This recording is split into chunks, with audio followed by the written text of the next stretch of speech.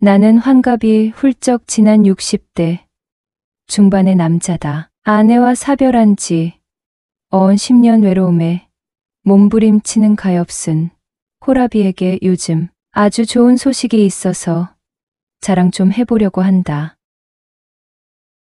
좋아요, 구독 부탁드려요. 주책이라고 놀리지만은 말아주길 바란다. 나이 먹고 혼자 하는 지내는 것은 정말 너무 힘든 일이다. 말이 60대지. 요즘 세상에 영양 상태가 좋으니 나이는 숫자에 불과하지 않나? 내 아내는 10년 전에 투병 생활을 하다가 하늘나라로 가고 말았다. 아내를 살려보려고 있는 재산 없는 재산 다 동원했지만 아내는 내 곁을 떠나고 말았다. 아내는 항암 부작용으로 음식을 먹으면 개워내기 일쑤였다. 그래도 아내가 한 입이라도 맛있게 먹는 모습을 보는 게 좋아. 나는 열심히 요리를 했다. 나는 주위에서 인정하는 인꼬 부부였다. 처음에는 요리에는 문외한이었지만 아내가 병상에 있으니 요리할 사람도 없고 딸은 학생이라 내가 나설 수밖에 없었다. 가여운 아내에게 바로 한 음식을 먹이려고 필사적인 노력 끝에 나는 요리의 고수의 지경에 이르게 되었다. 나는 건물이 2채 있다. 아내를 살리려고 건물 하나를 처분했고 지금은 한 채가 남아있다. 그리고 나에겐 30대 초반의 딸아이 1명, 아들 1명이 있다. 주위에서는 아내가 떠난 지 3년이 지나자 여기저기에서 여자를 만나보라고 소개를 했다. 하지만 딸년이라는 게 엄마를 배신할 수 있냐고 쌍심지를 켜고 반대를 했다. 그런데 딸은 재혼은 너무 빠르다며 반대했고 아내가 떠난 지 5년이 지나자 그 나이에 무슨 여자냐며 또 반대를 하는 것이 아닌가? 죽은 엄마가 불쌍해서 절대로 재혼은 안 된다고 아주 강하게 반대를 하는 바람에 나는 너무 외롭게 살고 있었다. 경제권이 있는데도 딸의 반대를 못 이기는 것은 그래도 사랑하는 내 핏줄인 외동딸의 말을 무시하고 재혼할 생각은 없었다. 집안 살림은 가전제품이 다 해주지만 딸은 공부한다는 이유로 집안일에는 손 하나 까딱하지 않았다. 아들은 20대 중반에 아이를 품은 여자, 아이를 데리고 와서 결혼한다고 하여 제 누나보다 먼저 식을 올려주었다. 곧 아이가 태어난다고 하니 아파트도 한 채 사줬고 아들 녀석의 급여로는 살림하기가 팍팍하다며 매달 나에게 와서 생활비를 타갔다. 나는 숨쉬고 살고 있긴 하지만 아무 낙이 없었고 솔직히 너무 외롭다는 생각이 들었다. 아침잠도 없어진 지 올해 새벽 6시에 집 근처 산에 올라가 간단하게 운동하고 우리 아파트로 내려와서 약수터에서 물 한 통 받아온다. 아파트 수도가에서 약수가 나와 주변인들이 물을 받아온다. 나는 집에 정수기를 따로 설치하지 않고 아파트에서 약수를 받아와 요리를 한다. 재산이 충분히 많지만 아낄 때는 또 끔찍하게 아끼는 편이다. 딸아이에게 밥을 차려주고 딸이 출근을 하면 청소기를 돌리고 설거지를 한다. 딸은 결혼하면 집안일을 하게 될 것이기 때문에 일부러 시키지 않았다. 설거지를 마치면 조간신문을 보며 좋아하는 TV 채널을 보며 좀 쉬다가 차를 몰고 내 건물에 둘러보고 온다. 그리고 근처 재래시장에서 장을 봐서 저녁상을 차려 먹는다. 이게 내 일상이다. 어쩌다가 친구들을 만나긴 하지만 자주 있는 일은 아니다. 이런 반복되는 일상이 너무 외롭다는 생각이 드는데 딸아이가 결혼하고 싶은 남자가 있다며 인사시키겠다고 데려왔다. 무려 4살이나 어린 남자를 말이다. 딸이 분가를 하면 나는 자유를 얻게 되니 아무것도 묻지도 따지지도 않고 결혼을 허락해줬다. 내 여동생이 딸내미에게 이제 너희 아빠가 혼자 사시면 정말 외롭겠다고 슬쩍 떠봤다고 한다. 딸은 고모, 그런 말씀 마세요. 내가 없으니 살림할 것도 줄어들고 조용히 사시면 되겠네 라고 툭 내뱉더란다. 그리고 이미 혼자 살림한 지 10년이도 대테랑 주부가 다 되었으니 그냥 그대로 하시면 되고 자기가 자주 올 것이라고 했단다. 이 아빠 마음은 하나도 알아주지 않으니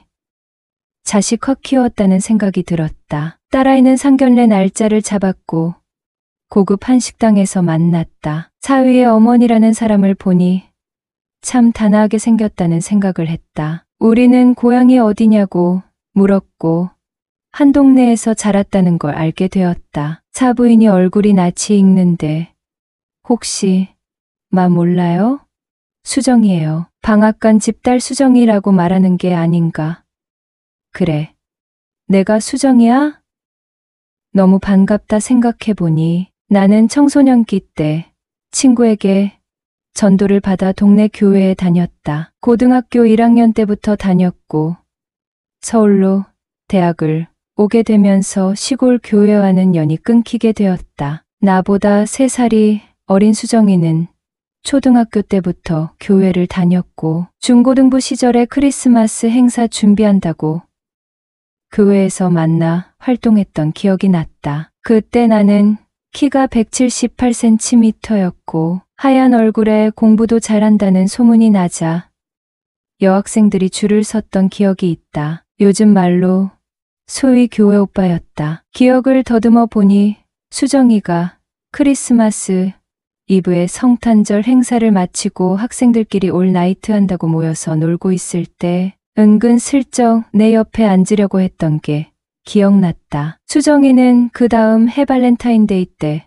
초콜릿을 포장해서 주기도 했다. 나는 그런 수정이에게 별로 관심이 없었다. 우리는 교회에서만 만났을 뿐 특별한 사이는 아니었다. 그런데 생각해보니 수정이가 나를 참 많이 좋아했던 것 같다. 대학 입시 일주일 전에 힘내라고 선물도 줬는데 나는 그저 고맙다는 인사만 건넸을 뿐 수정이의 마음을 알아준 적이 없었다. 그런 수정이가 지금 내 앞에 있다. 정말 우연도 이런 우연이 다 있나 싶다. 수정이에게 부부는 어디 계신가요? 하고 물으니 10년 전에 세상을 떠나고 말았어요. 우리 아들이 고등학교 2학년 때였는데 많이 힘들어 했었어요. 라고 말하며 살짝 눈물이 비치는 게 보였다. 나도 10년 전에 상처하고 두 남매 키우느라 바빴어요. 라고 했다. 수정이는 하나 남은 딸을 결혼시키면 많이 적적하시겠어요? 라고 했고 짝꿍을 데리고 왔는데 얼른 보내줘야죠. 라고 응수했다. 속으로는 내 재혼을 방해한 이기적인 딸년이 결혼하고 철이 들기를 바랬다. 엄마 없이 자라서 부족한 부분이 보이면 사부인께서 잘 가르쳐 주세요 라고 말했고 우리 딸의 결혼은 빛의 속도로 진행되었다. 결혼식 한 달 정도 앞두고 사부인이 집에서 식사하자고 초대를 했고 나는 선물을 들고 찾아갔다. 집은 오래돼 보였지만 관리를 잘한 것 같았다. 그리고 형편도 나빠 보이지 않았다. 우리는 주방 식탁에 둘러앉아 식사를 했다. 사부인은 갈치조림을 했는데 딸이 한 입 먹어보더니 어머니, 너무 짜잖아요. 간 안 보셨어요? 하고 말하는 것이었다. 너 시어머니께 그렇게 말하면 어떻게 하니? 내가 다 부끄럽다 하고 말하고 불편한 마음을 감추고 매너 있게 식사를 마쳤다. 사도는 요즘은 시어머니랑 편하게 지내는 게 추세래요. 시어머니라고 꼰대짓 하면 애들이 안 오잖아요. 그리고 제가 요리를 잘 못하기는 해요. 요리가 제일 어렵더라고요. 호호하고 웃는데 그런 수정이의 모습을 보는 게 더 민망했다. 그리고 일주일 뒤에 수정이와 사위를 우리 집에 초대해서 식사를 했다. 나는 갈비, 잡채, 샐러드, 밑반찬 3가지, 식혜를 만들어서 대접했다. 그리고 백화점에서 고급 와인도 사왔다. 수정이는 우리 집을 구경하더니 많이 놀래는 눈치였고 수정이의 눈빛을 잽싸게 캐치한 나는 은근 어깨에 힘이 들어갔다. 수정이는 사돈어른. 음식이 하나하나 다 너무 맛있어요. 정말 최고예요 라고 했고 나는 10년간 병수발 하면서 아내에게 한 입이라도 더 먹이려고 좋아요.